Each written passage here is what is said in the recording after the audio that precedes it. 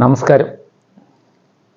വീണ്ടും ഹിൻഡൻബർഗ് പുതിയ റിസർച്ച് റിപ്പോർട്ടുകളുമായി വന്നിട്ടുണ്ട്. നേരത്തെ കൊണ്ടുവന്നതിൽ നിന്ന് കുറേ വ്യത്യസ്തമായി വന്നിട്ടുണ്ട് എന്നുള്ളത് വസ്തുതയാണ്. കാരണം ഒരു മുതലാളിക്കെതിരെയാണ് കഴിഞ്ഞ തവണ അവർ ശബ്ദമുയർത്തിയത്. അദാനി എന്ന മുതലാളിയുടെ കമ്പനികളിലെല്ലാം മാൽ പ്രാക്ടീസാണ് നടക്കുന്നത് എന്നാണ് അവർ പറഞ്ഞത്. ഇപ്പോൾ വ്യത്യസ്തമായിട്ട് നമ്മുടെ സെബി ചെയർമാനായിട്ടുള്ള മാധവി പുരി ബുച്ചയുടെ നിയമനവുമായി ബന്ധപ്പെട്ടും അവർ നടത്തിയിട്ടുള്ള മാൽ പ്രാക്ടീസുകൾ, അതായത് അദാനി ഓഹരികളിൽ ഉൾപ്പെടെ അവർ മാൽ പ്രാക്ടീസുകൾ നടത്തിയിട്ടുണ്ട് എന്നാണ് പറയുന്നത്. അദാനി എങ്ങനെയാണ് ഹിൻഡൻബർഗിനെ അതിജീവിച്ചത് എന്ന് നമ്മൾ കണ്ടു കഴിഞ്ഞതാണ്. അതിൽ നിക്ഷേപിക്കാൻ കൂടുതൽ ആളുകൾ വരികയുണ്ടായി. കൂടുതൽ വിദേശ സ്ഥാപനങ്ങളും ഒക്കെയാണ് വന്ന് അദാനിയെ രക്ഷപ്പെടുത്തിയത്. അതുപോലെ ഓരോ ആരോപണങ്ങൾക്കെതിരെയും സെബി അന്വേഷണം നടത്തി, അല്ലെങ്കിൽ സുപ്രീം കോടതി പറഞ്ഞിട്ട് അന്വേഷണം നടത്തി റിപ്പോർട്ട് കൊടുക്കുകയൊക്കെ ചെയ്തു. കൂട്ടത്തിൽ ഹിൻഡൻബർഗിന് കാരണം കാണിക്കാൻ പറഞ്ഞ് ചില സമൻസ് അയക്കുക, അങ്ങനെയുള്ള രീതിയിൽ ചില റിപ്പോർട്ടുകൾ അവരിൽ നിന്ന് ആവശ്യപ്പെട്ടു. അങ്ങനെ ഇരിക്കുന്ന അവസരത്തിലാണ് പുതിയ റിസർച്ച് റിപ്പോർട്ടുമായിട്ട് ഹിൻഡൻബർഗ് വരുന്നത്. സെബി ചെയർമാനെതിരെയാണ് അവരുടെ നോട്ടം. ഈ റിപ്പോർട്ടിനെ മാർക്കറ്റ് എങ്ങനെ വിലയിരുത്തും എന്നുള്ളത് നാളെ അറിയാം. മാർക്കറ്റിൽ ഒരു പ്രതികരണം ഉണ്ടാകാതിരിക്കില്ല, തീർച്ചയായിട്ടും ഒരു പ്രതികരണം ഉണ്ടാവും. അത് നെഗറ്റീവായിരിക്കുമെന്നും ഏകദേശം എല്ലാവർക്കും ഊഹിക്കാവുന്നതേ ഉള്ളൂ. ഹിൻഡൻബർഗ് എന്ന കല്ലിൽ തട്ടി ഒരു പ്രാവശ്യം വീഴാം, രണ്ടാമത്തെ പ്രാവശ്യവും വീഴണോ എന്നുള്ളത് ഇന്ത്യയിലെ ബ്രോക്കിംഗ് സ്ഥാപനങ്ങളും ഷെയർ മാർക്കറ്റിൽ ഇടപെടുന്നവരും തീരുമാനിക്കും. ഒരു കല്ലിൽ തട്ടി തന്നെ പല പ്രാവശ്യം വീഴും എന്നുള്ള ഒരു വസ്തുതയാണ്. പലപ്പോഴും മനുഷ്യർ അങ്ങനെയാണ്. ഞാനിതിൻ്റെ റിപ്പോർട്ടുകൾ പല ചാനലുകളിലും പല റിപ്പോർട്ടുകൾ വന്നതിനെ സംബന്ധിച്ച് കാണുകയൊക്കെ ചെയ്തതിൽ നിന്ന് എനിക്ക് മനസ്സിലായിട്ടുള്ളത്, കഴിഞ്ഞ തവണത്തേടത്തോളം പോലും ഏശാതെ ഈ റിപ്പോർട്ട് പതുക്കെ പതുക്കെ അങ്ങ് മറഞ്ഞു പോകും എന്ന് തന്നെയാണ്. കാരണം ഇന്ത്യയിലെ സ്റ്റോക്ക് മാർക്കറ്റിൻ്റെ ചരിത്രത്തിൽ ഒരുപാട് സ്കാമുകൾ വന്നിട്ടുണ്ട്. ഹർഷത് മേത്തയിൽ തുടങ്ങി എത്രയോ സ്കാമുകൾ വന്നു പോയിട്ടുണ്ട്. അടിസ്ഥാനപരമായി ഇന്ത്യൻ ഷെയർ മാർക്കറ്റിൽ ഉപയോഗിക്കാവുന്ന ഏതെങ്കിലും ലൂപ്പ് ഹോളുകൾ ഉപയോഗിച്ചുകൊണ്ടാണ് ഈ സ്കാമുകളെല്ലാം ഉണ്ടായിട്ടുള്ളത്.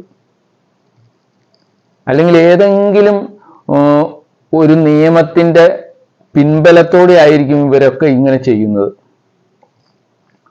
ഹിൻഡൻബർഗും പറഞ്ഞിട്ടുണ്ട് 17-19 കാലഘട്ടത്തിൽ, അല്ലെ 15-19 കാലഘട്ടത്തിൽ മാധവി പുരിയും അവരുടെ ഹസ്ബൻഡുമാണ് ഈ അദാനി രൂപം കൊടുത്തിട്ടുള്ള ഷെൽ കമ്പനിയിൽ നിക്ഷേപിച്ചിരുന്നതെന്ന് പറയുന്നുണ്ട്. മാധവിപുരി സെബി ചെയർമാൻ ആകുന്നതിന് മുമ്പ് അതെല്ലാം ഹസ്ബൻഡിൻ്റെ പേരിലേക്ക് മാറ്റിയിരുന്നു എന്നും പറയുന്നുണ്ട്. പിന്നെ എങ്ങനെയാണ് ശരിക്കും മാധവിപുരിയെ നമുക്ക് വെട്ടിലാക്കാനാവുക എന്ന് ഹിൻഡൻബർഗ് കൃത്യമായി പറയുന്നുമില്ല. ഇന്ത്യൻ നിയമങ്ങളെ ഒട്ടും അറിയാത്ത ഒരാളാണ് മാധവിപുരി എന്ന് ഞാൻ വിചാരിക്കുന്നില്ല.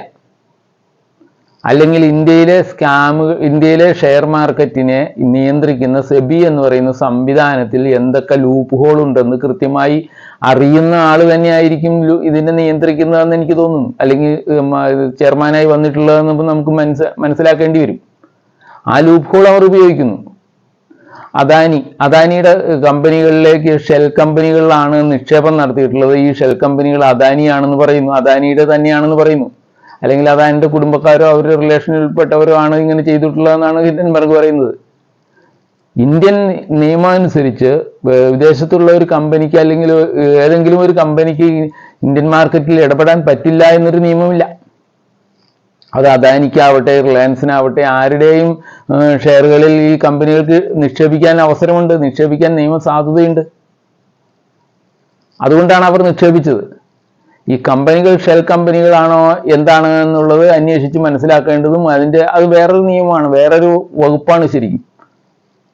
അല്ലാതെ നിക്ഷേപിക്കാൻ വരുന്ന ഒരു കമ്പനി ഇത് നിങ്ങൾ കമ്പനി അവിടെ ഉള്ളതാണോ ഇല്ലാത്തതാണോ ഇതൊന്നും നമുക്ക് ഈ ഇന്ത്യയിലെ ഷെയർ മാർക്കറ്റിന്റെ രീതി അനുസരിച്ച് നമുക്ക് അവർക്ക് അറിയേണ്ട കാര്യങ്ങളില്ല. പി നോട്ടുകൾ ആണ് സിംഗപ്പൂർ മൗറീഷ്യസിൽ നിന്ന് വരുന്ന പി നോട്ടുകൾക്കനുസരിച്ച് ആണ് ഇവിടെ നിക്ഷേപങ്ങൾ എന്ന് പറയുന്നത്. നമുക്ക് അറിയാമായിരുന്നു, നമ്മൾ നേരത്തെ തന്നെ അങ്ങനെയുണ്ട്. അവിടെ നിന്ന് അവിടെ ഇരുന്ന് ആ കമ്പനികൾക്ക് അങ്ങനെ നിക്ഷേപിക്കാം, അതിന് എന്തോ ടാക്സ് ഇളവുകളോ അങ്ങനെയുള്ള പല സംവിധാനങ്ങൾ ഇന്ത്യ നൽകുന്നുണ്ട്. അപ്പം ഈ കമ്പനികൾ ഉണ്ടാക്കി ആ കമ്പനികളിലൂടെ അവർ ഷെയർ വാങ്ങുന്നു, തടയാനാവില്ല. ഇന്ത്യൻ നിയമം അനുസരിച്ച് ഷെയർ വാങ്ങുന്നതിനും വിൽക്കുന്നതിനും ഒക്കെ അവർക്ക് സാധ്യതയുണ്ട്. അവരുടെ നിയമം ഇവിടുത്തെ നിയമം അനുവദിക്കുന്നുണ്ട്. അപ്പോഴാണ് ഹിൻഡൻബർഗ് ഇങ്ങനെയുള്ള റിപ്പോർട്ടുകളുമായി വരുന്നത്. ഇത് മാധവിപുരി അറിഞ്ഞുകൊണ്ട് ചെയ്തതാണ്, അറിഞ്ഞുകൊണ്ടാവാം, അല്ലെങ്കിൽ അറിഞ്ഞുകൊണ്ടല്ലാതെ അവർക്ക് നിക്ഷേപിക്കാനാവില്ല. അദാനിയാണോ ആരായാലും അവർ ആ കമ്പനിയിൽ നിക്ഷേപിക്കുന്നു, അതിൽ നിന്ന് ലാഭം എടുക്കുന്നു, ആ കമ്പനി ഇവിടെ നിക്ഷേപിക്കുന്നു, തടയാനാവില്ല. കാരണം ഇന്ത്യയിലെ നിയമം അനുസരിച്ച് അങ്ങനെ ചെയ്യുന്നതുകൊണ്ട് തെറ്റല്ല. ഷെയർ മാർക്കറ്റിൽ ഇടപെടുന്ന ഇഷ്ടം പോലെ കമ്പനികൾ അങ്ങനത്തെ ഉണ്ട്.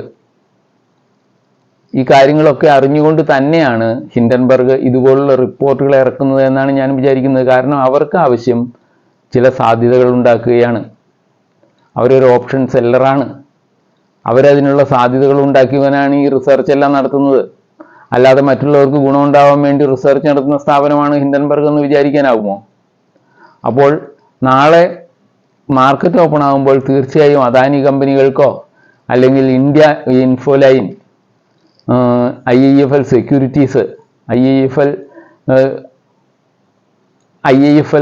ലിമിറ്റഡ്, ഇതിനൊക്കെ സംഭവിക്കാവുന്ന ചില സാധ്യതകളാണ്. നാളെ ഇടിഞ്ഞു പൊളിഞ്ഞു പോകാനുള്ള സാധ്യതകളാണ് ഉണ്ട്. പക്ഷെ യഥാർത്ഥത്തിൽ ഒരു ലോങ് ടേം നിക്ഷേപകരായിട്ടുള്ള ആർക്കും ഇന്ത്യൻ നിക്ഷേപത്തിൽ വിഷമിക്കേണ്ട കാര്യമോ അല്ലെങ്കിൽ പാനിക്കാവേണ്ട കാര്യമോ ഉണ്ടെന്ന് വിചാരിക്കുന്നില്ല ഞാൻ. അതുകൊണ്ട് നാളത്തേക്ക് ആരും പരിഭ്രമിച്ച് എല്ലാം വിറ്റ് കളഞ്ഞേക്കാം എന്ന് വിചാരിക്കരുത്. നാളെയും കഴിഞ്ഞ് സമയം ഉണ്ടാവും. ഒരുപാട് സാധ്യതകൾ ഇനിയും വരും. ഹിൻഡൻബർഗിൻ്റെ ഈ റിപ്പോർട്ടും വന്നു കഴിയുമ്പോഴും ഉള്ള സാധ്യതകൾ മുതലാക്കാൻ നോക്കുക. നമ്മൾ ഭയപ്പെടേണ്ട ഒരു കാര്യവുമുണ്ടെന്ന് എനിക്ക് തോന്നുന്നില്ല. മാർക്കറ്റ് ലോങ് ടേമിൽ ഒരു റിയാക്ഷൻ ഉണ്ടാകുന്ന ഒരു റിപ്പോർട്ടാണ് ഇതെന്ന് എനിക്ക് കരുതാനാവില്ല. പിന്നെ പൊളിറ്റിക്കലി കുറേ പ്രശ്നങ്ങളുണ്ടാവും. മാധവിപുരിയെ സംബന്ധിച്ചും കുറേ പ്രശ്നങ്ങളുണ്ടാകുമെന്നുള്ളതിന് സംശയമില്ല. പക്ഷേ ഇതൊന്നും ഇന്ത്യൻ മാർക്കറ്റിലെ ലോങ് റണ്ണിൽ ഒരു നിസാരമായ ഒരു സംഭവമായി മാറും കുറച്ച് കഴിയുമ്പോൾ എന്നുള്ളതിന് സംശയമില്ല. അതുകൊണ്ട് എല്ലാവരും ജാഗ്രതയോടെ ഇരിക്കുക. ജാഗ്രതയോടെ നമ്മളുടെ അവസരം അതിലുണ്ടോ എന്ന് മാത്രം പരിശോധിക്കുക. അങ്ങനെ അത് ലോങ് ടൈമിലേക്ക് നിക്ഷേപിച്ചിട്ടുള്ള ഒരാളും പരിഭ്രമിക്കാതെ പാനിക്കാവാതെ മാർക്കറ്റിനെ കാണുക. ഇതാണ് എനിക്ക് പറയാനുള്ളത്. എൻ്റെ രീതി തീർച്ചയായിട്ടും അങ്ങനെ തന്നെയായിരിക്കും. ഒരു കാഴ്ചക്കാരനാണ് ഞാൻ. ഇത്തരം കളികളെല്ലാം കാണുക. എത്രയോ സ്കാമുകൾ വന്നത് ഞാൻ ഇതുപോലെ നോക്കിയിരുന്നിട്ടുള്ള ആളാണ്. അതുകൊണ്ട് എനിക്ക് കൂടുതൽ പ്രയാസങ്ങളൊന്നും ഇതിനെ സംബന്ധിച്ച് ആലോചിച്ചുണ്ടാക്കേണ്ട കാര്യമുണ്ടെന്ന് ഞാൻ വിചാരിക്കുന്നില്ല. നമ്മൾ ടെൻഷൻ അടിച്ചുകൊണ്ട് പ്രത്യേകിച്ച് കാര്യമൊന്നുമില്ല. പിന്നെ നിങ്ങളുടെ നിക്ഷേപമെല്ലാം അദാനി കമ്പനികളിലാണെങ്കിൽ സൂക്ഷിക്കണം. നാളെ ഒരു അവസരം വരുന്നു, അതിനു മുമ്പ് വിറ്റെടുക്കാവുന്നത് കുറച്ച് വിറ്റോളുക, ലാഭം എടുക്കാനുള്ളതൊക്കെ ചെയ്യുന്നതൊന്നും കുഴപ്പമുള്ള കാര്യങ്ങളല്ല. നല്ല ലാഭത്തിൽ നിൽക്കുന്ന ഷെയറുകളുണ്ടെങ്കിൽ വിൽക്കുന്നതിനെക്കുറിച്ച് യാതൊരു മടിയും വിചാരിക്കേണ്ട. ഇനിയും അവസരങ്ങൾ ഇഷ്ടം പോലെ വരും. അതുകൊണ്ട് അവസരങ്ങൾ മുതലാക്കുന്നവരാണ് എപ്പോഴും ഷെയർ മാർക്കറ്റിൽ വിജയിക്കുക എന്നുള്ള കാര്യം നിങ്ങൾ ഓർത്തിരിക്കുക. അവസരങ്ങൾ വരുമ്പോൾ നമ്മൾ പരിഭ്രമിക്കാതെ, തേങ്ങാതെ, വിങ്ങാതെ കാര്യങ്ങൾ കൃത്യമായി വീക്ഷിക്കുക. അത് നിങ്ങൾക്ക് ഗുണം ചെയ്യും. ലോങ് ടേമിലേക്ക് ആരും പരിഭ്രമിക്കേണ്ട കാര്യമില്ല എന്ന് തന്നെയാണ് ഞാൻ മനസ്സിലാക്കുന്നത്. ആ രീതിയിലുള്ള ഒരു റിപ്പോർട്ട് മാത്രമാണ് ഇതെന്ന് ഞാൻ വിചാരിക്കുന്നു. ഓക്കെ, എല്ലാവരും പാനിക്കാവാതെ നാളെ ഷെയർ മാർക്കറ്റ് കൈകാര്യം ചെയ്യുമെന്ന് വിചാരിച്ചുകൊണ്ട് നിർത്തുന്നു. എല്ലാവർക്കും നന്ദി, നമസ്കാരം.